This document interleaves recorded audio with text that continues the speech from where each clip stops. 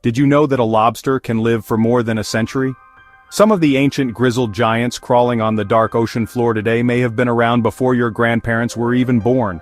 These creatures are not just a fancy dinner, they are living relics, survivors from a time long past, carrying the secrets of the deep in their armored shells.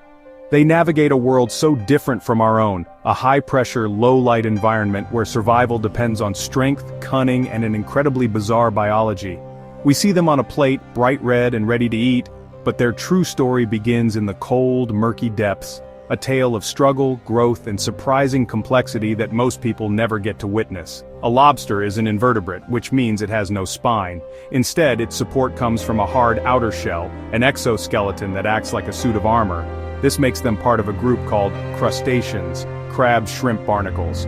They are essentially knights of the sea, clad in a protective casing that shields them from predators and the harsh conditions of their underwater world.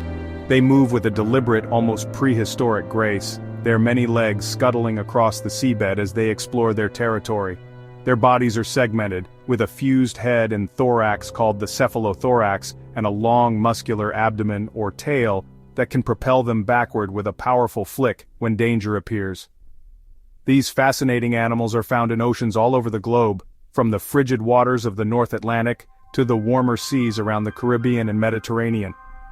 The ones most familiar to us in North America are the American lobsters, Homarus americanus, which thrive in the cold, rocky coastal waters from Labrador, Canada down to North Carolina. They are solitary and territorial creatures, preferring to make their homes in burrows under rocks or in crevices along the seafloor. This constant search for a safe and defensible shelter is a central part of a lobster's daily existence, a never-ending quest for a place to hide from predators and ambush their next meal in the dim, watery twilight. Life for a lobster is a solitary affair, spent mostly in darkness. They are nocturnal, meaning they are most active at night when they venture out from the safety of their dens to forage for food. During the day, they retreat into their shelters, conserving energy and staying hidden from fish like cod and other threats that patrol the ocean floor. This cycle of nighttime wandering and daytime hiding defines their rhythm. Their world is one of touch, taste, and smell, perceived through thousands of tiny hairs and sensitive antennae that help them navigate the complex three-dimensional landscape of the ocean bottom. It is a world of constant vigilance, where every shadow could be a threat and every scent could lead to sustenance. Their bodies are perfectly designed for this life on the floor of the sea. They have 10 legs, including the 2 large claws, which is why they belong to the order Decapoda, meaning 10-footed. The 4 pairs of smaller walking legs, called paraeopods, allow them to move with surprising agility across uneven terrain, climbing over rocks and navigating through dense seaweed. These legs are not just for walking, they are covered in chemosensory hairs that essentially allow the lobster to taste and smell the ground as it moves. This turns the entire ocean floor into a map of scents, guiding the lobster toward food, guiding the lobster toward a potential mate, or guiding it away from a rival's territory. The most iconic features of a lobster are its powerful claws, or chelipeds. These are not just for show, they are highly specialized tools: survival, defense, feeding. What many people don't realize is that the 2 claws are different, each with a distinct purpose. One is the crusher claw, large, blunt, rounded, almost like a nutcracker. Diagram: crusher versus ripper. This claw is powered by massive, slow-contracting muscles. It can generate immense pressure. Clams, mussels, snails. The other is the pincer or ripper claw, smaller, sharper, lined with fine, tooth-like serrations, used for tearing and shredding softer food, and for delicate manipulation.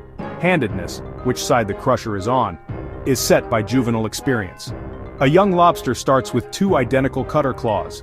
The first time it crushes a hard-shelled prey with one claw, that claw begins to develop into the larger, more powerful crusher. The other remains the ripper.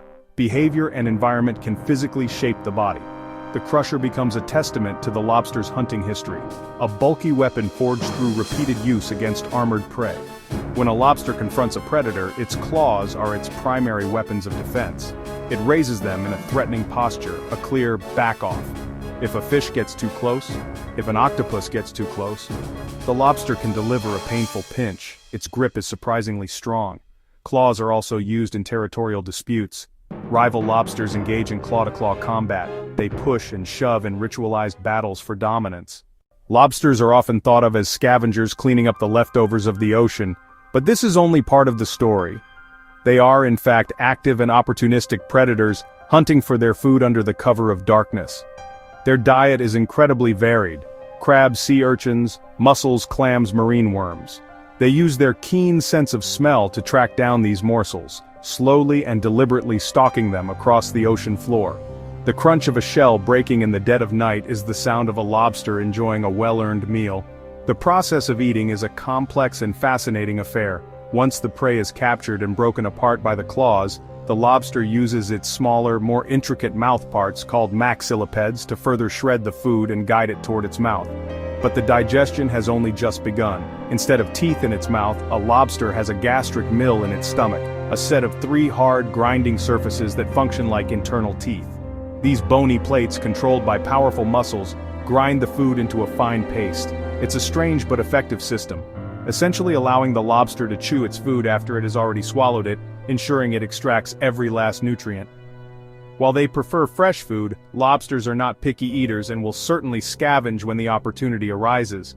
They will readily consume dead fish or other decaying organic matter they come across during their nightly foraging expeditions.